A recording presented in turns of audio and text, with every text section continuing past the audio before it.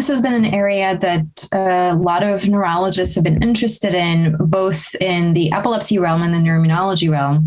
And there's been a lot of exciting new developments, both in terms of diagnostic and therapeutics. And that's what we're going to be focusing on this year in this SIG.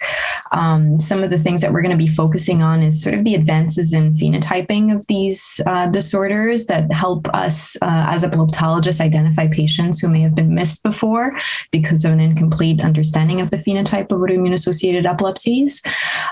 The other things that we're going to focus on are improved understanding of outcomes of autoimmune encephalitis as it pertains to seizures and the development of epilepsy down the line, because there have been a number of new high-quality studies that have informed the long-term outcomes of these patients.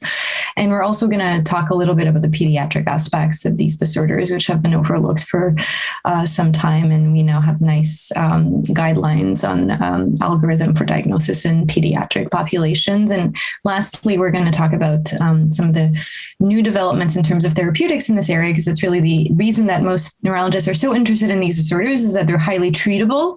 And so we're going to talk about what we know now about what works and what's coming down the pipeline to sort of bridge the gaps in some of the refractory cases that we still treat.